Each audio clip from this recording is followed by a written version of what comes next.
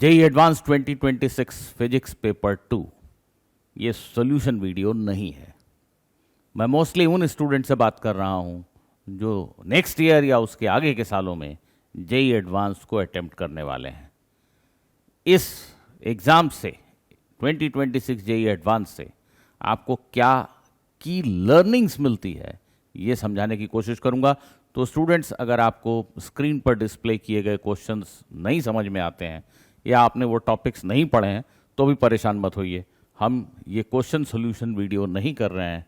मैं आपको वो की पॉइंट्स हाईलाइट करने जा रहा हूँ जिनका ध्यान आपको अपनी प्रिपरेशन में रखना है अगर आप नेक्स्ट ईयर या उसके बाद जेई एडवांस में अच्छा रैंक पाना चाहते हैं।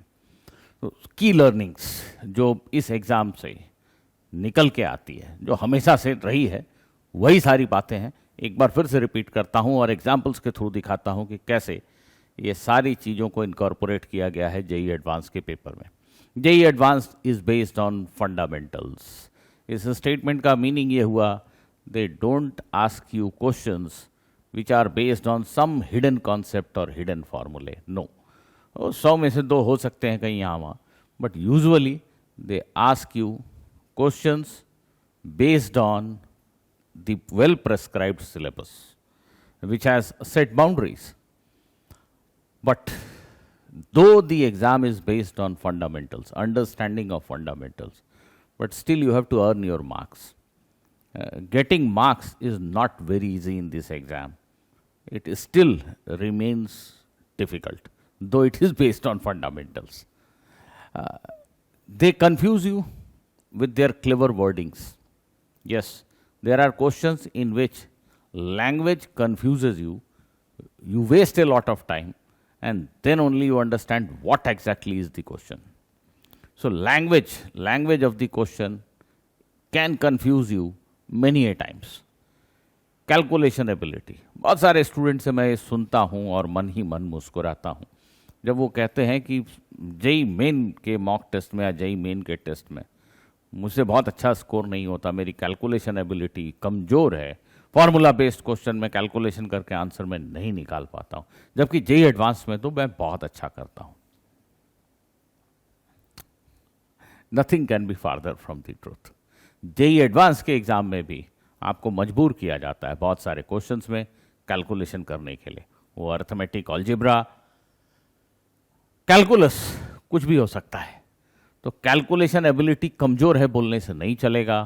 कैलकुलेशन एबिलिटी को आपको इम्प्रूव करना ही पड़ेगा अगर आप इस एग्ज़ाम में एक्सेप्शनली अच्छा करना चाहते हैं। Understanding all routine questions and previous year questions is must. All routine questions, good examples. एक अच्छी किताब में जितने एग्जाम्पल दिए गए हैं, एक अच्छे टीचर की पढ़ाई में जितने इलस्ट्रेशंस हैं, plus all previous year questions of IIT JEE and JEE advance, they are must do. आप लोग ये जो सवालें पूछते हैं कि ये किताब बना लूँ कि नहीं, वो किताब बना लूँ कि नहीं, ये बाद के स्टेप्स हैं बेटा। आपको पहले इंश्योर करना है कि आपने ये काम किया, एक अच्छी बुक से उठा के सारे रूटीन क्वेश्चंस किए और सारे जेई, आईआईटी जेई और जेई एडवांस के पीवाईक्यूज आपने किए हैं। अगर आपने ये नहीं किया है तो आपने प्रिपरेशन अच्छी नहीं की, आपने एग्ज़ाम को समझा नहीं है ठीक से। और understanding the exam is must. इस एग्ज़ाम में क्या पूछते हैं, किस तरह की लैंग्वेज यूज़ करते हैं, किस तरह से क्वेश्चन के पैटर्न को बदल के आपको परेशान कर सकते हैं, उनके ऑप्शंस किस तरीके से लिखे जाते हैं, लैंग्वेज में किस तरह की क्लेवरनेस है, इन सब को अंडरस्टैंड करना और इसके लिए पीवाईक्यूज करने पड़ेंगे। प्लस जो सिलेबस है, सिलेबस को समझने के लिए सारे रेगुलर रूटीन क्वेश्चंस आपको बहुत अच्छे से आने चाहिए मतलब फार्मूला पुट करके आंसर नहीं, एकदम बेसिक फंडामेंटल से करने आने चाहिए, अगर वो नहीं आ रहा है तो मोस्ट प्रोबेबली आप क्वेश्चंस नहीं कर पाएंगे। फंडामेंटल बेसिक्स हो सके तो डेरिवेशन से शुरू करके अगर आप एक क्वेश्चन करते हैं तो सबसे अच्छा है। And over thinking can kill, sometimes over thinking can kill. Really you are not suppose to over think inside the exam hall. अगर बहुत कुछ सोचने का मन कर रहा है, लग रहा है कि नहीं इस एग्ज़ाम में टफ क्वेश्चन पूछते हैं, so out of the box कुछ थिंकिंग ज़रूरी है, वैसा सोच के मुझे क्वेश्चन करना है, then you are finished. Out of the box thinking हो सकता है एक दो क्वेश्चन में हो भी, बट वो एग्ज़ाम हॉल के अंदर बैठ के करना और ये सोचना कि मैं करूँगा, it is killing time, nothing else. So these are few things which come out very much when you analyze JEE advanced paper. I have taken physics paper 2 for some analysis. This is question number 1. It is obviously based on unit and dimension question. अब आपको exactly ऐसे ही number वाले question तो नहीं मिलेंगे books में, but I am damn sure all good books do have question which teach you this concept. एक unit system से एक क्वांटिटी, गिवन क्वांटिटी को दूसरे यूनिट सिस्टम में कैसे कन्वर्ट करते हैं। फॉर एग्जांपल मेरे पर्सनल टीचर सीरीज बुक से मैंने ये 2 एग्जांपल क्वेश्चन पिकअप किए हैं। तो ये क्वेश्चन जिन्होंने बनाया है उनको ये क्वेश्चन पढ़ते ही मीनिंग समझ में आ जाता है कि करना क्या है। Now the ultimate thing remains कि इस क्वांटिटी का डायमेंशनल फार्मूला आप कितनी जल्दी लिख पाते हैं, उसके यूनिट को आप कितनी जल्दी लिख पाते हैं in terms of fundamental quantities, current, mass, time, इन चीज़ों, लेंथ, इनके टर्म्स में आप कितनी क्विकली इसको एक्सप्रेस कर पा रहे हैं। After that if you have done these kind of questions, it is just a routine work, it is still a routine work, and I assume that many students would have done it right. लेकिन कुछ लोगों ने बहुत ज़्यादा इसमें समय लगाया होगा just because of one reason, इसका डायमेंशन वो जल्दी नहीं लिख पाए। ना, बहुत सारे लोगों ने इसलिए भी समय वेस्ट किया, और हो सकता है 1/100 की जगह 100 जैसा कुछ आंसर लिख के आऊँ, मुझे आंसर नहीं पता है इसका, जस्ट बिकॉज उन्हें एग्जैक्ट तरीका नहीं पता है कि कैसे कन्वर्ट करते हैं। उन्होंने कभी ढंग से किया नहीं इसको, या बहुत पहले 11th में किया था तो अब उनको होश ही नहीं है कि ये समझा था कभी, दोबारा रिवाइज करना चाहिए। So very simple thing could become very tough inside the exam hall just because कि आप जो बेसिक फंडामेंटल चीज़ पढ़े थे वो अब आपको याद नहीं है। ये फिर से जो अभी स्टूडेंट 12th में गए हैं या 11th में गए हैं, उन्होंने अभी डिफ्रैक्शन ऑफ कोर्स नहीं पढ़ा हो। This is based on one simple formula which is known to every JEE aspirant, and it is error estimation question. But इसमें जिन लोगों ने गलती की वो लोग कौन थे? उन लोगों ने क्या गलती की होगी मैं सिर्फ एंटिसिपेट ही कर सकता हूँ, बट मुझे ऐसा लगता है कि कुछ लोगों को तो यही नहीं पता कि ये क्या लिखा है। 2 डिग्री 40 मिनट, ऐसे हालांकि कम लोग होंगे पर होंगे। जिनको पता है उन्होंने इसको 2/3 डिग्री लिखा, हो गया। अब एक जगह इसमें शायद डेल्टा थीटा की जरूरत पड़ेगी, डेल्टा थीटा इतना है, उन्होंने 2/3 लिख दिया, कैलकुलेशन कर दिया। वो भूल गए कि वो जिस तरह का कैलकुलेशन कर रहे हैं इसमें वो डेल्टा थीटा या थीटा का जो टर्म है it has to be written in radian. Sine 1 degree को 1 थोड़ी लिख देते हैं। ये तो अच्छा हुआ कि इस क्वेश्चन में साइन 2 डिग्री की वैल्यू दी थी, नहीं तो कुछ लोग 2 डिग्री को 2 ही लिख देते, बट नहीं लिखा क्योंकि साइन 2 डिग्री दिया है। तो क्या हुआ, इसमें एक डेल्टा थीटा की जरूरत है, उसको 2/3 लिख दिया और कूड़ा कर दिया। अगेन बहुत बेसिक्स जो हम इनिशियल फेज में पढ़ते हैं JEE प्रिपरेशन के, वो भूल सकते हैं अगर हम उनको रूटीनली अप्लाई नहीं करते। तो आपके बुक्स में, आपके मटेरियल में ऐसे क्वेश्चन हर चैप्टर में रेगुलरली आने चाहिए जो उन कॉन्सेप्ट्स को आपको एक तरह से एकदम परफेक्टली याद कराते हैं, आप भूल ही नहीं सकते। और basic thing is you know the reason behind them. अगर आपको रीजन पता है कि ये क्यों ऐसा होता है तो you will not make much mistakes. Again this is a very very very regular question, very regular question based on current electricity. Nothing special about it. But how many students do practice these kind of questions during their study time? Very few. ऐसा question अगर homework दे देता हूं मैं तो बच्चे आगे complain करते हैं कि सर बहुत कैलकुलेशन था और हमने नहीं किया। सर ये तो बहुत कैलकुलेशन है इन क्वेश्चंस में, कौन करेगा? अच्छा तो ये लीजिए, अब आप क्या करेंगे वहाँ एग्जाम हॉल के अंदर बैठ के? ये लिख के आ जाएंगे कि बहुत कैलकुलेशन है। ऐसे सवाल क्यों देते हो? हालांकि इसमें नंबर्स वैसे नहीं है कि बहुत बहुत बहुत मुश्किल कैलकुलेशन है, पर है। एंड फिर से ये एक रेगुलर रूटीन क्वेश्चन है। जैसे फिर से मैं एग्जांपल दे रहा हूं, मेरी पर्सनल टीचर सीरीज बुक, में ये क्वेश्चन, ये एग्जैक्टली यही क्वेश्चन है, बस एक मामूली सा डिफरेंस है कि यहाँ मैंने करंट डायरेक्टली लिख दिया है और यहाँ करंट की वैल्यू आपको लिखनी है V divided by total resistance. तो अगर इस तरह के क्वेश्चन आपने किए हैं, सिंसियरली किए हैं और समझा है एवरी स्टेप को कि कैसे करते हैं, तो यही क्वेश्चन तो है ये। क्यों नहीं कर पाएंगे आप?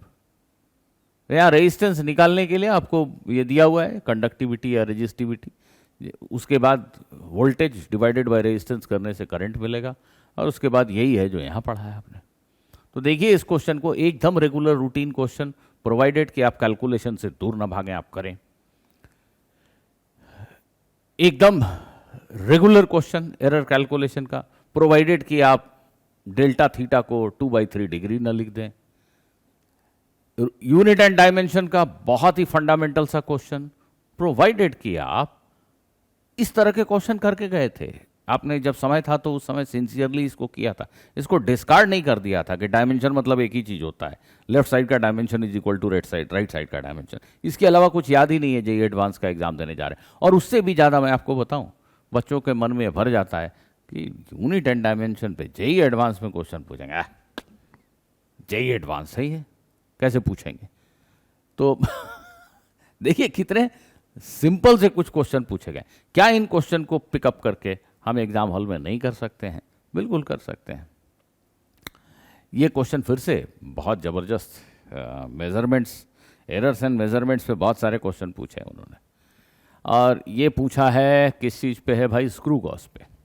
ठीक है, तो स्क्रू गॉज को जो लोग समझते हैं, लीस्ट काउंट समझते हैं और कैसे उसकी रीडिंग से आप मेजर्ड डायमीटर लिखते हैं, ये आप समझते हैं, तो भी बहुत सारे स्टूडेंट इस क्वेश्चन को एग्जाम में देख के लैंग्वेज की वजह से कंफ्यूज हो गए। उन्होंने देखा कि वायर 1 का डायमीटर तो लिखा हुआ है 0.650, फिर मेजरमेंट क्यों दिया हुआ है? वायर 1 का डायमीटर लिखा हुआ है, ऑलरेडी लिखा हुआ है, और फिर यहाँ टेबल बना के वायर 1 के डायमीटर को मेजर करने के लिए जो रीडिंग ली गई है वो भी दिया हुआ है। अरे इतने में ही वो गड़बड़ हो गए। उन्होंने सोचा कि ना, इस क्वेश्चन में कुछ एरर है। जो ये सोच पाए कि एक जीरो एरर जैसी कोई चीज होती है, जीरो एरर वर्ड मेंशन नहीं है, पर अगर वो समझ पाए कि इसकी जो दी हुई है कि डायमीटर इतनी है पर रीडिंग में इतनी आई, तो इट इज इंडिकेटिंग कि स्क्रू गॉज में कुछ जीरो एरर है। उनके लिए क्वेश्चन फिर बिल्कुल हल हुआ है। तो again this is a simple question only, बहुत सारे लोग समझ गए होंगे, but there will be many जो नहीं समझ पाए। क्यों? क्योंकि उन्होंने, मेरा मानना है वो इसलिए नहीं समझ पाए क्योंकि वो जीरो एरर को नहीं समझते। वो फॉर्मूला ही पढ़ के चले गए बस कि स्क्रू गॉज में लीस्ट काउंट ऐसे लिखते हैं, मेन स्केल रीडिंग और सर्कुलर स्केल रीडिंग को जोड़ के फाइनल आंसर ऐसे लिखते हैं, और जीरो एरर ऐसा होने से जोड़ देते हैं, ऐसा होने से सबट्रैक्ट कर देते हैं, ऐसा कुछ रट के गए। But what exactly is reason for zero error? वो क्यों आ रहा है, उसका क्या मीनिंग है, कब ऐड करना चाहिए, कब सबट्रैक्ट करना चाहिए, कैसे डिसाइड करना है, अगर ये सब बातें थोड़ा समझा है तो ये तो बच्चों का खेल है। So how many questions have you counted students by the way? 1 2 3 4, 4 of them. Utter simple, isn't it? Very simple, very simple. This one, this is a question based on radioactivity and it is a very routine question. I mean, PYQs भी जो बच्चे करते हैं उनको भी इसकी ऐसे question की छाप मिल जाएगी बहुत पहले के क्वेश्चंस में। और जो कोई भी, मैं फिर से कह रहा हूँ, जैसे मेरी पर्सनल टीचर सीरीज बुक ही है, तो उस बुक में भी ये क्वेश्चन है। और ये जो अभी मैंने प्रॉब्लम वॉल्ट बनाया है, 1250 क्वेश्चन का प्रॉब्लम वॉल्ट, जिसमें हर तरह के क्वेश्चंस हैं, इलस्ट्रेशंस हैं, वीडियो सॉल्यूशंस हैं, उसमें ये मॉडर्न फिजिक्स के सेक्शन में, मॉडर्न फिजिक्स के फोल्डर में क्वेश्चन नंबर 40 है, मोर और लेस यही है, बस वो हीट वाला पार्ट नहीं है, बट एग्जैक्टली यही क्वेश्चन है। आई एम नॉट सेइंग ये बहुत एक्सक्लूसिव क्वेश्चन है जो मैंने यहाँ डाला है, ये एक रूटीन सा क्वेश्चन है, क्योंकि आईआईटी के बहुत पुराने क्वेश्चन पेपर्स में इसके ट्रेस हैं। बट क्या आपने वो सारे क्वेश्चन किए थे? नहीं। जानते हो क्यों? क्योंकि मैक्सिमम स्टूडेंट तो जनवरी तक, बल्कि उसके बाद मार्च तक अप्रैल तक। बोलते हैं मैं जेई मेन की पढ़ाई कर रहा हूं, पहले जेई मेन दे दूं तब तो जेई एडवांस दूंगा। एडवांस लेवल क्वेश्चन बोलते हैं इसको, क्योंकि इसमें इंटीग्रेशन करना होता है, डायरेक्ट फॉर्मूला नहीं है। तो ये एडवांस लेवल क्वेश्चन, इसको पढ़ते ही नहीं। उससे भी मजेदार बात जानते हो, रेडियो एक्टिविटी तो जेई मेन के सिलेबस में ही नहीं है। ओहो हो। तो इसको तो बच्चों ने पढ़ा ही नहीं होगा। जितने लोग जेई एडवांस देने गए उसमें मुश्किल से 30% 40% लोग ये पढ़ के भी गए थे, देख के गए थे, बाकी को तो पता ही नहीं है कि ऐसा कुछ होता है। उनके लिए तो ये पता नहीं क्या क्वेश्चन है। बट ये बहुत ही रेगुलर, बहुत ही रूटीन सा क्वेश्चन है। It should be present in all good books, मैं ये कह रहा हूं। पर्सनल टीचर सीरीज बुक में भी है, प्रॉब्लम वर्ल्ड में भी है, पीवाईक्यूज में भी इसका ट्रेस मिलेगा। What else? अब क्या चाहिए भाई? अब प्रिपरेशन के नाम पे इतना तो करना पड़ेगा ना। So again this is a question on easier side. हाँ, इस क्वेश्चन को देखिए, लैंग्वेज। ओहो हो। सिर्फ आखिरी सेंटेंस पढ़ता हूं। इस आखिरी सेंटेंस को काट देते हैं। हाँ, उस आखिरी सेंटेंस को रेगुलर बुक्स में, रेगुलर डिस्कशंस में, टीचर जब पढ़ाते हैं क्लास में तो क्या लिखते हैं आखिरी सेंटेंस काट के? वो लिखते हैं कि least value of minimum deviation is, बल्कि ये वर्ड भी नहीं लिखते। ये मिनिमम डेविएशन वर्ड जोड़ के आईआईटी ने बहुत से बच्चों को कंफ्यूज कर दिया। वो रट के गए थे कि एक थिन प्रिज्म में डेविएशन का फॉर्मूला μ-1 × a होता है। वो मिनिमम डेविएशन है क्या? अरे छोटे एंगल ऑफ इंसिडेंस के लिए डिपेंड ही नहीं करता। डेविएशन μ-1 a होता है, standard provided angle of incidence छोटा है। हाँ, तो वही मिनिमम डेविएशन का फॉर्मूला है। कुछ लोग तो इसी में कंफ्यूज हो गए। बाय द वे, जिनको ये बात समझ में भी आ गई, तो लीस्ट वैल्यू ऑफ डेविएशन पूछा गया। उसको कैसे पूछा गया जरा देखिएगा। If lambda minimum is the wavelength eight which angle of deviation is dm। Minimum deviation को dm लिख रहा है और बोल रहा है if lambda minimum is the wavelength eight which angle of minimum deviation is dm is smallest.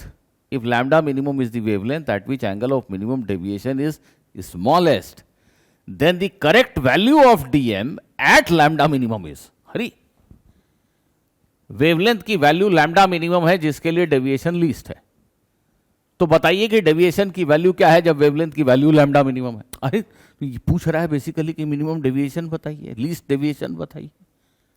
पर ये सेंटेंस पढ़ के 5 मिनट तक घूमते रहे कि इसके साथ क्या करना है। जब थोड़ी समय खराब करके कुछ समझ में आया तो देखा कि अरे ये तो बड़ा सिंपल क्वेश्चन है। ये तो डेविएशन होता है μ-1 × a। हाँ, म्यू मतलब n लिखा है क्वेश्चन में, refractive index, n-1 × a। n की जगह यार इसको सब्स्टिट्यूट करो, कहाँ पे मिनिमम है ये बताना है। तो ये क्वेश्चन तो अटरली सिंपल है अगर आप इस आखिरी सेंटेंस को ठीक से समझ गए। लैंग्वेज,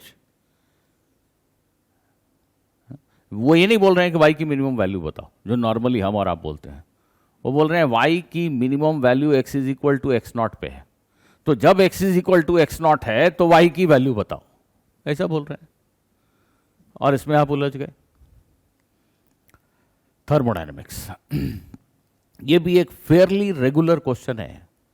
मतलब इसमें कुछ भी एक्सेप्शनली टफ नहीं है। लेकिन ऐसा एक कमेंट भी किसी बच्चे ने किया था, जो लोग ओवर थिंकर्स हैं वो एग्जाम की तरह, अच्छे बच्चे हैं वो, मतलब मेरे हिसाब से तो सबसे अच्छे बच्चे हैं, वो थॉटफुल हैं। उनको पता है, उन्होंने ऐसे क्वेश्चन पकड़े हैं, किया है। वो बोलते हैं यार सडन, यही वही क्वेश्चन है ना, सडनली कॉम्प्रेस्ड। तो ये सडनली कॉम्प्रेस्ड कर दिया तो एडियाबेटिक जो प्रोसेस इक्वेशन होता है, PV gamma constant, TV gamma -1 constant, वो सब जो इक्वेशन होता है वो अलाउड भी है क्या यूज करना? भाई अगर आप एक गैस को सडनली कॉम्प्रेस कर दोगे, अब ये सब मैं क्यों बोल रहा हूँ, हाँ नहीं बोल सकता हूँ, जो 12th के बच्चे हैं वो मेरी बात को थोड़ा बहुत तो समझेंगे। अगर आप एक गैस को सडनली कॉम्प्रेस कर दो बहुत क्विकली, तो एक्चुअली में सिस्टम जो है वो किसी भी इंस्टेंट में थर्मल इक्विलिब्रियम में नहीं है। बिल्कुल पक्की बात है। इसका मीनिंग ये हुआ सडनली कंप्रेस करने से यहां प्रेशर बहुत बढ़ चुका है, लेकिन यहां प्रेशर अभी चेंज हुआ भी नहीं है, एक शॉकवेव क्रिएट हो गया है। जो डिस्टर्बेंस यहां तुमने क्रिएट किया, प्रेशर बढ़ गया, उसको यहां पहुंचने में, प्रेशर चेंज होने में कुछ समय लगेगा। तो ये सिस्टम के अलग अलग पॉइंट अलग अलग प्रेशर पे, एक मोमेंट पे प्रेशर की कोई वैल्यू ही नहीं है। आई कैनॉट से कि gas is at so and so pressure. एक इंस्टेंट पे ये हिस्सा, ये हिस्सा, ये हिस्सा और ये हिस्सा आपस में इक्विलिब्रियम में नहीं है, विच इज मस्ट। अगर हम PV gamma is equal to constant derive कर रहे हैं तो उस डेरिवेशन में तो हम ये मान के ही डिराइव कर रहे हैं। तो ये जो सडन प्रोसेस है, इस सडन प्रोसेस में क्या हम पीवी गामा कांस्टेंट अप्लाई करेंगे, ये मन में सवाल आ गया। मेरा सवाल ये है कि ये सवाल एग्जाम हॉल में बैठ के क्यों आया। उनके मन में जो सवाल आया वो गलत नहीं है, पर मेरा सवाल यह है कि ये मन में प्रश्न जो आया ये एग्जाम हॉल के अंदर क्यों आया। आप जब इतना डीप स्टडी करते हैं तो एग्जाम हॉल के पहले ही आपने इस डाउट का निराकरण क्यों नहीं किया? क्यों नहीं अपने प्रीवियस ईयर क्वेश्चंस में ट्रेस ढूंढे कि आईआईटी के क्वेश्चन पेपर में अगर ऐसा लिखा हो तो इसका मीनिंग क्या होता है, सडन एक्सपेंशन या compression, what does it actually mean? क्यों नहीं आपने ट्रेस ढूंढा उसका? अगर ढूंढ लिया होता तो आप एग्जाम को समझ गए होते। आप एग्जाम को समझ गए होते तो आपको इस क्वेश्चन में क्या सही है और क्या गलत आप नहीं सोचते एग्जाम हॉल के अंदर, आप तो करके आ जाते। चलिए फिर भी मान लेते हैं आप बहुत थॉटफुल हैं, तो फिर अगर वो इक्वेशन आपको नहीं दिया है तो क्या ये क्वेश्चन आप सॉल्व कर पाएंगे? कर रहे हैं तो कर दीजिए, और अगर नहीं कर पा रहे हैं, अगर नहीं कर पा रहे हैं विद गिवन डेटा, तो वापस थिंक ऑफ सिंपलेस्ट। हमेशा सोचिए, सिंप्लीफाई, सोचिए कि सबसे सिंपल क्या हो सकता है। हाँ, ये वैसी बात है जैसे बहुत सारे काइनेमेटिक्स के क्वेश्चन में लिखा है एक बॉल को हवा में फेंका और दिस दैट कैलकुलेट करो। हर बार लिखना भूल जाते हैं, हर बार नहीं लिखते कि ignore air resistance, ignore air resistance. It is implied कि इग्नोर एयर रेजिस्टेंस। जब तक एयर रेजिस्टेंस के बारे में कुछ डिस्कस ना किया जाए, कुछ बोला ना जाए, वी इग्नोर एयर रेजिस्टेंस। क्या वैसा ही कुछ यहां भी है? क्या वैसा ही कुछ यहां भी है? तो मेरा सवाल ये है, ये डाउट है, आप लोग कमेंट में लिख के बताइएगा कि इसका सही निराकरण क्या होना चाहिए। बट मेरा सवाल ये है कि ये डाउट एग्जाम हॉल में क्यों आएगा? इसके पहले आपने इसके बारे में क्यों नहीं सोचा है? वाई? आपके मन में ये डाउट है तो एग्जाम हॉल में क्यों? एग्जाम हॉल के बाहर पहले आप क्या कर रहे थे कि ये आएगा तो मैं क्या करूंगा, आपने क्यों नहीं सोचा था? क्या करूंगा कहां से मिलेगा? पीवाईक्यूज देखिए, कोई क्वेश्चन ऐसा ढूंढिए जिसमें ऐसा कुछ मिलता है, उन्होंने क्या किया था, क्या सजेशन दिया था। तो क्या जैसे हम एयर रेजिस्टेंस को इग्नोर कर देते हैं, वैसे ही यहां पे भी हम हर वक्त ये मानेंगे despite the process is fast. क्या हम हर वक्त ये मान लें कि हाँ ये सिस्टम इक्विलिब्रियम में है, किसी एक इंस्टेंट पे, किसी भी एक इंस्टेंट पे इक्विलिब्रियम में, थर्मल इक्विलिब्रियम, तो क्या हम वो इक्वेशन अप्लाई कर सकते हैं? अगर कर सकते हैं तो कर दीजिए, बट ये एग्जाम हॉल में बैठ के नहीं सोचेंगे। और जो टॉपर्स हैं, टॉपर्स मतलब अंडर 100 रैंक, उनको ये पता है, उनको ये पता है कि ऐसा लिखने से इसका क्या इंटरप्रिटेशन लेना है मुझे, एग्जाम हॉल के अंदर क्या करना है मुझे, वो पट से कर देंगे। जो थॉटफुल स्टूडेंट हैं, बहुत अच्छे हैं, लेकिन अंडर 100 नहीं आने वाले, बुरा मत मानिएगा, अंडर 100 नहीं आने वाले, उनको नहीं पता है कि एग्जाम हॉल में ये सिचुएशन आने से हम क्या करेंगे। एकदम सही क्या है वो जानते हैं, पर एग्जाम हॉल में क्या करेंगे नहीं पता है, रिसर्च नहीं किया इस पर उन्होंने, करना चाहिए, और इस वजह से अंडर 100 रैंक उनकी चूक जाएगी। अंडर 100 उनकी आती है जो प्रैक्टिकल होते हैं, वो एग्जाम की रियलिटी को समझते हैं कि एग्जाम में इस स्टेटमेंट का क्या मतलब है, इस तरह के क्वेश्चन को कैसे करना है। वो वहां पे बैठ के थियोरिटिशियन नहीं बन जाते, वो एकदम हार्डकोर फिजिसिस्ट नहीं बन जाते, वो प्रैक्टिकल लोग होते हैं। तो अब ये क्वेश्चन है, ठीक है, अब यहां के बाद यहां तक जो क्वेश्चन थे ना, मैं इनको सिंपल क्वेश्चन मानता हूं, अब आप इसको काउंट कर लीजिए, लेकिन you have to earn your marks. मतलब वेगली तो किसी में भी मार्क्स नहीं आएंगे, जब तक आपको फंडामेंटल्स नहीं पता है तो आप तो कहीं पे भी स्कोर नहीं कर पाओगे, एक भी क्वेश्चन में नहीं कर पाओगे। कोई ऐसा क्वेश्चन नहीं है जिसमें सिर्फ फॉर्मूला लिख दो और आंसर आ जाए। ये क्वेश्चन फिर से, ये क्वेश्चन 2 पॉइंट चार्ज हैं और पोटेंशियल लिखना है आपको किसी पॉइंट पे, बहुत पहले आईआईटी में ऐसा को 2 बार बल्कि आ चुका है, एक 90s और 80s के ज़माने में कभी आया होगा, और अब इधर 2000 के बाद भी एक क्वेश्चन आ चुका है जिसमें एक सर्कुलर इक्विपोटेंशियल कर्व की बात की गई है। 2 डायमेंशन में सर्कुलर इक्विपोटेंशियल कर्व की बात की गई है, 2 पॉइंट चार्ज है, उनकी वजह से पोटेंशियल लिखना है किसी पॉइंट पे, वही क्वेश्चन है ये। But now you have to earn your marks. मतलब ऐसा नहीं है कि फाइंड दिस ना, अब आपको हर ऑप्शन को चेक करना है, क्वेश्चन की लैंग्वेज को तो समझना ही है कि क्या बोल रहे हैं वो, क्वेश्चन को कंस्ट्रक्ट करना है कि चार्ज यहां रखा है, P1 कहाँ है, P2 कहाँ है, M नॉट इक्वल टू 0 क्यों लिखा है, AB नॉट इक्वल टू 0 क्यों लिखा है, इसको एक एक बार जल्दी जल्दी समझ लिया। अब चार्जेस कहाँ हैं, पॉइंट कहाँ है।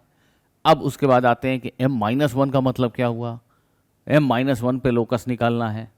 लोकस कैसे निकलेगा ये आपको पता है, पहले से पढ़ा हुआ है आपका, या बहुत सिंपल सा केस है, आप देखिए उसको। उसी तरह M2 रख के देखना है कि सर्कल होगा कि नहीं होगा, सेंटर कहाँ होगा, ये कहाँ। अब ये क्वेश्चन आ चुका है ऑलरेडी, PYQ में है। तो अगर सिर्फ आप इसको पढ़ के समझ गए कि ये जो M लिखा है, M2 का क्या मतलब हुआ, भाई मतलब हुआ कि ये चार्ज Q है तो ये 2Q है, यही मतलब हुआ। इस चार्ज का कोऑर्डिनेट AB है तो दूसरे का 2A 2B है, यही मतलब हुआ, और क्या मतलब हुआ। तो आप इक्विपोटेंशियल जो भी वो है सर्कल या नहीं है सर्कल मुझे नहीं पता, वो कर्व का इक्वेशन आप लिख सकते हैं। Correct statement for points at which V1 is equal to V2R। अच्छा, ये उससे भी मैं गलत सोच रहा हूं। V1 पहले चार्ज की वजह से पोटेंशियल है and V2 is potential due to second charge. तो दोनों चार्जेस की वजह से पोटेंशियल कहां इक्वल होगा, उन पॉइंट्स की बात की गई। ये तो और भी सिंपल है, दोनों चार्जेस की वजह से पोटेंशियल का मैग्नीट्यूड कहां इक्वल होगा, उसकी बात की गई है। तो but you have to earn your marks. 1 2 3 4 चारों चेक करके देखना है, चारों चेक करके देखना है। इस क्वेश्चन में भी ऑफ कोर्स चारों पॉइंट आपको चेक करके देखना है। आपको देखना है कि इंटरनल एनर्जी ए से बी जाने में कितनी बदली, वो निकालना है।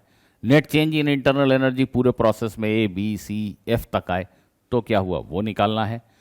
प्रेशर और टेम्प जो भी पूछा गया, मतलब आपको निकालना है। ग्राफ ऐसा होगा कि नहीं ये बताना है। यहां पे भी आपको मार्क्स अर्न करने हैं, यहां पे भी मार्क्स आपको अर्न करने हैं। बट ये क्वेश्चन एकदम सिंपल क्वेश्चन है, प्रोवाइडेड कि आप समझ गए और अब आपके पास पेशेंस है कि आप बैठ के एक एक को चेक करें।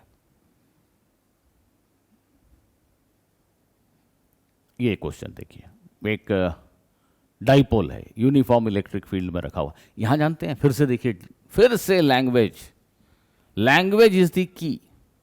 क्या कर दिया उन्होंने, a uniform electric field is turned on at time t is equal to 0 and it is turned off at time t is equal to TF। Dipole makes an angle θF at that moment, blah blah. इस question को पढ़िएगा, जो लोग 12th में हैं वो शायद electrostatics पढ़ चुके होंगे, पढ़िएगा। अगर आप चाहें तो मुझे पॉज कर दीजिए बल्कि अभी, और क्वेश्चन ही पहले जाकर पढ़ लीजिए।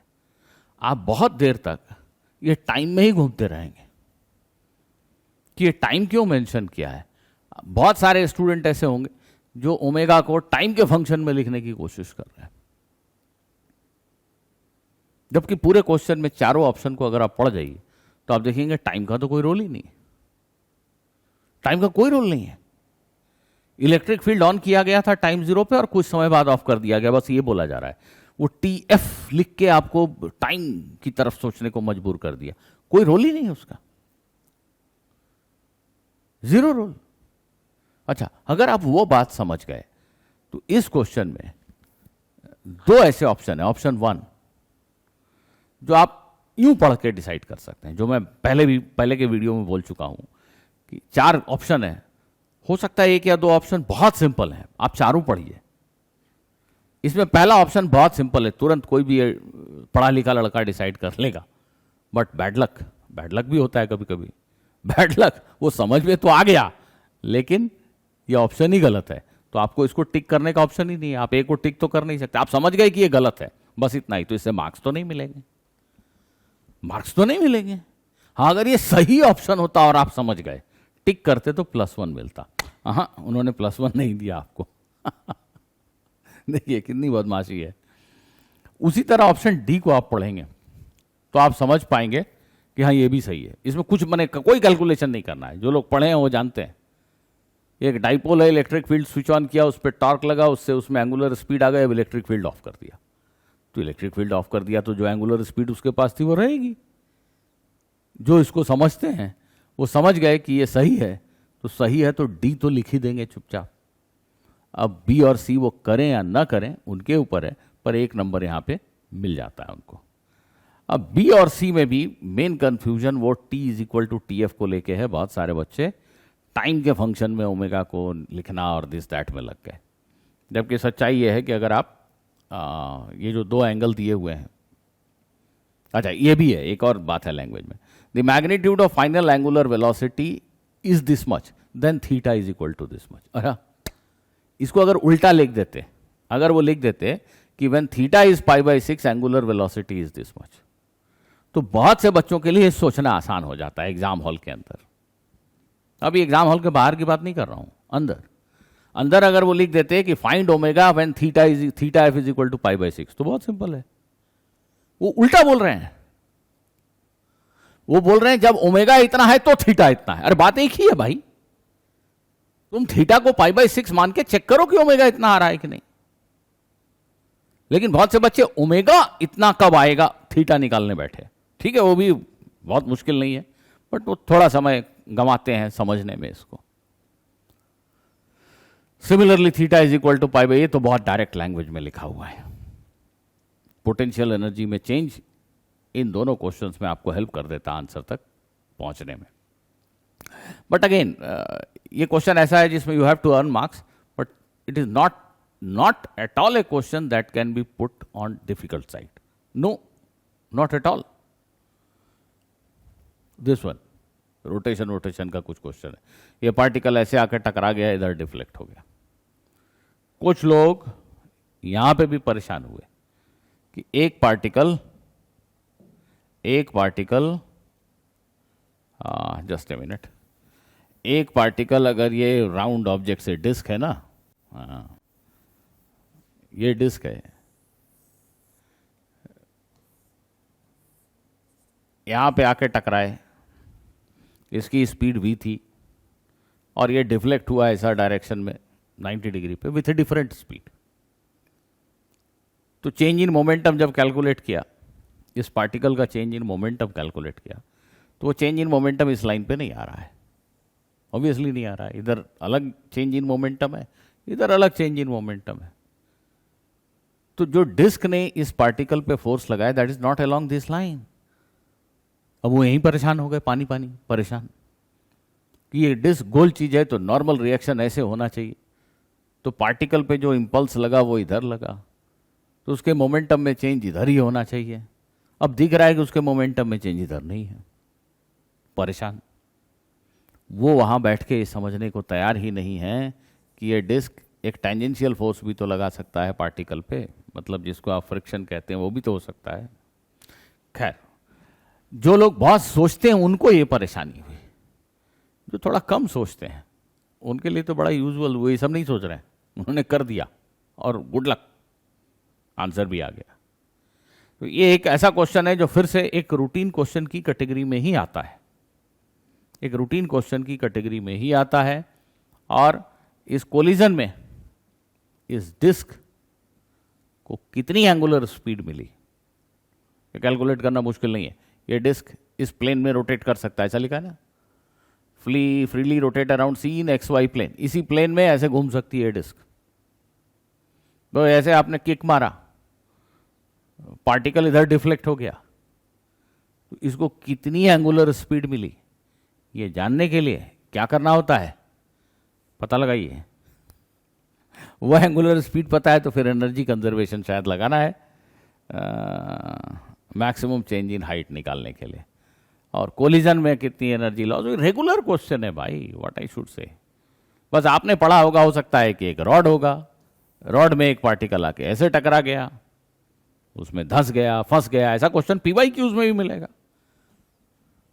ये रॉड कितने एंगल से डिफ्लेक्ट होगा, वही क्वेश्चन है ये,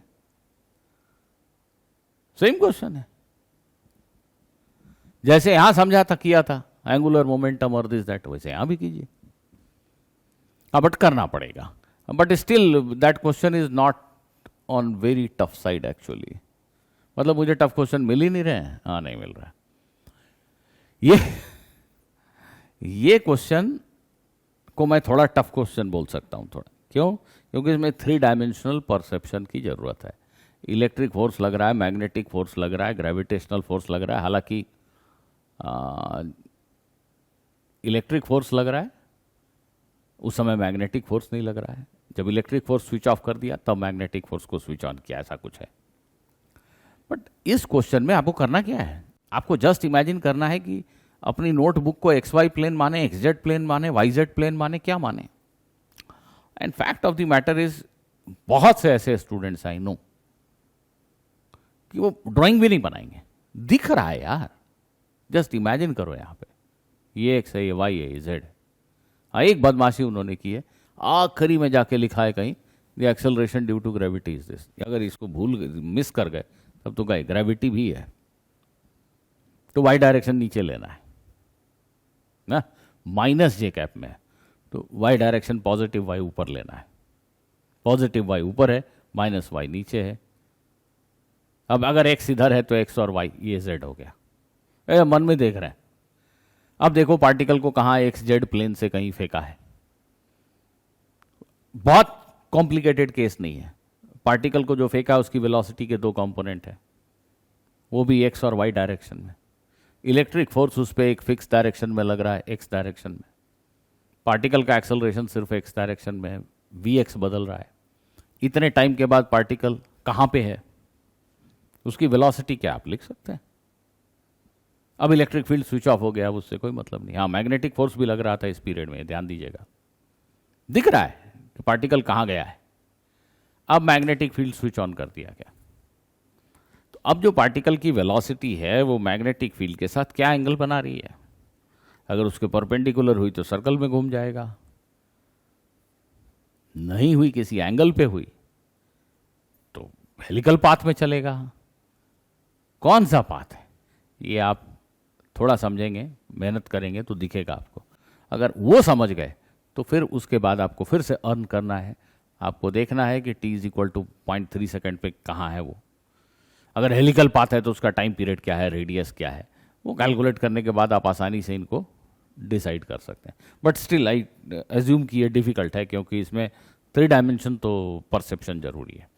और हाँ, मैं फ्यूचर के स्टूडेंट से बात कर रहा हूँ, तो JEE एडवांस के क्वेश्चन पेपर में 3 डायमेंशनल पिक्चर को इमेजिन करना आपको आना चाहिए।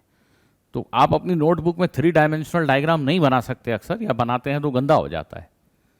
तो कौन सा प्लेन आपके लिए इंपॉर्टेंट है जिसको आप कॉपी की प्लेन में रखना चाहोगे, XY, YZ, कौन सा प्लेन? ये इस तरह के क्वेश्चन को प्रैक्टिस करके आपको सीखना है, तो इस तरह के क्वेश्चन आसानी से बनेंगे। ये फिर से एक क्वेश्चन है जिसको मेरे प्रॉब्लम वॉल्ट में क्वेश्चन नंबर 64 के काफ़ी करीब है ये क्वेश्चन। ये बेसिकली एक इन्फो इंडियन फिजिक्स ओलंपियाड का 2 प्रिज्म वाला क्वेश्चन था, उसी से इंस्पायर्ड है कहीं ना कहीं। और वो क्वेश्चन यूट्यूब चैनल पे भी है, और प्रॉब्लम वॉल्ट में क्वेश्चन नंबर 64 है ऑप्टिक्स के इसका। इसमें बस ऑब्जर्वेशन है, ऑब्जर्वेशन है, नथिंग एल्स। और इसमें 1, 2 और 4 ये ऑप्शन डिसाइड करना बहुत आसान है। इसमें फिर से ज्योमेट्रिकल ऑब्जर्वेशन है, जैसा मैं कह रहा हूं। ये थीटा इस लाइन और इस लाइन के बीच का एंगल है। इस पर परपेंडिकुलर है ये डॉटेड लाइन, इस पर परपेंडिकुलर है ये डॉटेड लाइन। तो इन दोनों लाइन के बीच का एंगल वही होगा जो इन दोनों लाइंस के बीच का एंगल होगा। आपको बेसिकली ये जो लाइन है और ये जो लाइन है इसके बीच का एंगल लिखना है, वही थीटा है। तो it's not at all difficult. Reflection होने पे डेविएशन कितना होता है आप जानते हैं, या रिफ्रैक्शन होने पे डेविएशन कितना होता है ये भी आप जानते हैं, लिख सकते हैं आप, लिखना है। और ये ना तो कोई बहुत कैलकुलेशन है, कुछ भी नहीं है, ये रादर सिंपलर साइड पे क्वेश्चन है। बट ठीक है, इसका डायग्राम चूंकि ऐसा है इसलिए इसको मैं डिफिकल्ट साइड में रखता हूँ। तो आधे लोग तो डर के ही भाग जाएंगे, इसमें है क्या, who will try this, who will bother to read this, very few will dare to read this, but those who read they will get rewarded. अब ये फिर से एक क्वेश्चन है जिसमें कुछ स्टूडेंट्स ने मतलब कोहराम मचा दिया, वो एग्ज़ाम के बाद भी मानने को तैयार नहीं है।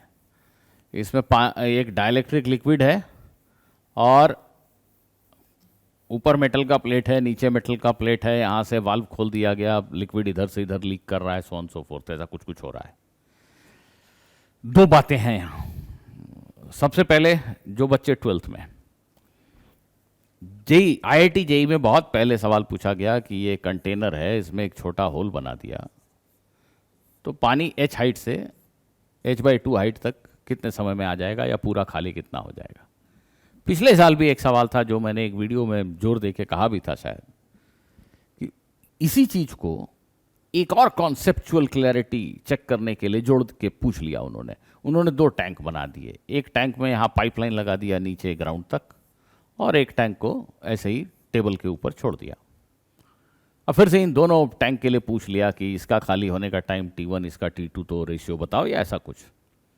मतलब सेम एम्प्टिंग ए टैंक, सेम कहानी चल रही है, उसमें थोड़ा सा चेंज करके ये पूछ लिया। अब लोगों ने सोचा कि अब इसमें जो पूछना था पूछ लिया। हा, मजा देखिए, इस बार उन्होंने इस टैंक को खाली तो किया पर वो पानी पड़ोस के टैंक में भर दिया। इससे क्या हुआ, इससे क्या हुआ, इससे क्या वो जो V = √2GH है वो फॉर्मूला वैलिड रह गया। लोग तो लगा के आ गए, लोग तो लगा के आ गए, क्यों, फॉर्मूला जीवी है, वो फॉर्मूला पढ़ते हैं। अगर जिसने डेरिवेशन किया और प्रॉपर तरीके से किया है उसको पता है कि ये फॉर्मूला तो तब एप्लीकेबल होता जब यहां एटमॉस्फेरिक प्रेशर और यहां भी एटमॉस्फेरिक प्रेशर होता। यहां तो एटमॉस्फेरिक प्रेशर है, लेकिन जैसे जैसे पानी का लेवल बढ़ेगा तो यहां तो प्रेशर बदल रहा है ना भाई। तो ये फॉर्मूला तो एज इट इज ऐसे नहीं लिख सकते यहां पे, ये तो ये हाइट और ये हाइट दोनों पे डिपेंड करेगा। पानी इधर से इधर जैसे जैसे घुसता जा रहा है, यहाँ प्रेशर बढ़ता जा रहा है। तो अब क्या करें, तो जो लोग फॉर्मूला पढ़ के गए हैं उनके लिए तो डोर ही क्लोज हो गया। अगर ये समझ में आ गया तो भी डोर क्लोज हो गया। पर जो बर्नौलीज इक्वेशन को बेसिक प्रिंसिपल से यूज करना जानते हैं वो तो फट से लिख देंगे कि चलो इधर का हाइट h1 मान लेते हैं, इधर का h2 मान लेते हैं, यहाँ की स्पीड अभी लिख देते हैं। और फिर से इस क्वेश्चन को जैसा रेगुलर क्वेश्चन को सॉल्व करते थे वैसा एक डिफरेंशियल इक्वेशन सेटअप करके इंटीग्रेट करके बना दिया फटाफट। कुछ लोग बेहद चिंतित हो गए कि ये कैपेसिटर है, ये डाइलेक्ट्रिक है, तो डाइलेक्ट्रिक की वॉल पे चार्ज इंड्यूस होगा। इरोडोव में ऐसा क्वेश्चन है कि कैपेसिटर प्लेट तो इसको डाइलेक्ट्रिक को तो अट्रैक्ट करना चाहिए, फोर्स लगाना चाहिए, उस फोर्स का क्या। अरे बाबा, क्वेश्चन में कहां लिखा है कि कैपेसिटर चार्ज है? कहीं लिखा है कि कैपेसिटर पे चार्ज है? फिर कैपेसिटेंस क्यों लिखा? अरे तो कैपेसिटेंस तो एक ज्योमेट्रिकल क्वांटिटी है। पानी की टंकी 1000 लीटर की है, इसका मतलब ये थोड़ी है कि उसमें पानी भरा हुआ है। कैपेसिटर का कैपेसिटेंस पूछ रहा है आपसे, उसमें चार्ज कहां लिखा है? तो धोखा कर दिया। हाँ, वो बहुत फिर से जो थॉटफुल लोग हैं वो लगे सोचने कि वो फोर्स को लेने से क्या होगा, बड़ा कठिन चैलेंजिंग प्रॉब्लम आया, let me do it. Charge ही नहीं है कैपेसिटर पे, क्या कर रहे हो और क्यों कर रहे हो? हाँ, कैपेसिटेंस लिखना है, लिखो। वो तो रेगुलर फिर से सवाल है, रेगुलर सवाल है कि ऐसा मेटल का प्लेट है और उसमें कुछ कुछ डाइलेक्ट्रिक भरा हुआ है, इसके आधे हिस्से में इधर हवा है, इधर कोई डाइलेक्ट्रिक है, इधर कुछ डाइलेक्ट्रिक है, इधर हवा है, कैपेसिटेंस निकालो। ये सब तो रेगुलर क्वेश्चन है। अब ये क्वेश्चन जो फिर से simple harmonic motion problem vault जो मैंने बनाया है, इसमें 1250 से ज़्यादा क्वेश्चन है। क्वेश्चन नंबर 36 है SHM का, और ये यूट्यूब वीडियो पे मैंने अभी शायद हाईलाइट भी किया था आपको कम्युनिटी पोस्ट में कि ये एक कठिन क्वेश्चन है, नो डाउट, पर बिल्कुल एग्जैक्टली यही क्वेश्चन, बल्कि इससे थोड़ा ज़्यादा कठिन क्वेश्चन, एकदम सेम डिट्टो सेम सिचुएशन को डिस्क्राइब करता हुआ यूट्यूब वीडियो ऑलरेडी इस चैनल पे एग्जिस्ट करता है, और ये प्रॉब्लम वॉल्ट में भी है। मेरी समझ से ये काफ़ी मुश्किल साइड पे क्वेश्चन था। पर जिन्होंने वो वीडियोस पूरी तरह देखे थे, जो कितने लोग हैं जो अभी तक मुझे सुन रहे हैं? बहुत कम लोग होंगे, मैंने हो सकता है less than 10, I won't be surprise जो अभी तक सुन रहे हो। तो ऐसे लोग ये क्वेश्चन देख के भी मिस कर जाते हैं और उनको ख्याल भी नहीं आता कि ऐसा उन्होंने कभी देखा था। ये मिस्टेक मत कीजिएगा। अगर वीडियो देखने बैठे हैं, अगर किसी प्रॉब्लम को मैं डिस्कस कर रहा हूं, पूरा देखिए। So that's all students. तो आई होप कि मैंने आपको, हाँ, ये क्वेश्चन डिफिकल्ट कॉन्सेप्ट पे क्वेश्चन था, इसको डिफिकल्ट की कैटेगरी में मैं रखता हूं, इसको भी एक बार डिफिकल्ट की कैटेगरी में रख लेते हैं। बट इसके साफ साफ लिंक दिखते हैं PYQs में। अगर एक क्वेश्चन बोलूं जिसके लिंक नहीं दिखते हैं PYQs में, थोड़ा डिफरेंट है, तो यही है। ये नहीं, ये भी बहुत डिफिकल्ट की कैटेगरी में नहीं है, बट मॉडरेट, क्योंकि डायग्राम कठिन है, क्वेश्चन तो कठिन है ही नहीं। इसको भी मॉडरेट टू डिफिकल्ट बोल लीजिए आप। ये मेरे हिसाब से रेगुलर क्वेश्चन की कैटेगरी में आता है। ये रेगुलर क्वेश्चन की कैटेगरी में आता है, लेकिन इसकी लैंग्वेज ऐसी है कि इसको आप मॉडरेट डिफिकल्ट तो बोल ही सकते हैं। ये क्वेश्चन भी ऐसा है जो बिल्कुल रूटीन रेगुलर क्वेश्चन है, PYQ से इंस्पायर्ड है, लेकिन इसमें भी थोड़ा लैंग्वेज घुमा दिया है, इसलिए इसको भी आप मॉडरेट डिफिकल्ट बोल लीजिए। ये रेगुलर क्वेश्चन है, अगर आप ओवर थिंकिंग नहीं करते, अपने आप को प्रिपेयर्ड रखा है आपने कि IIT में इस स्टेटमेंट के, IIT के क्वेश्चन पेपर में इस स्टेटमेंट का क्या मीनिंग होता है, रॉन्ग और राइट किनारे कीजिए, प्रैक्टिकल अगर बने आपको, आपके लिए फिर ये क्वेश्चन मुश्किल नहीं है। ये क्वेश्चन आखिरी सेंटेंस की वजह से आपके लिए टाइम टेकिंग हो सकता है, but it is definitely on easier side. और इसके पहले के सारे question regular routine easy questions की कैटेगरी में आते हैं, ऐसा मेरा मानना है। अब आप डिसाइड कीजिए कि JEE एडवांस 2026 का फिजिक्स पेपर 2 कितना मुश्किल पेपर था, और फ्यूचर एस्पिरेंट्स इन बातों का बेहद ख्याल रखें। मिलते हैं अगले वीडियो में।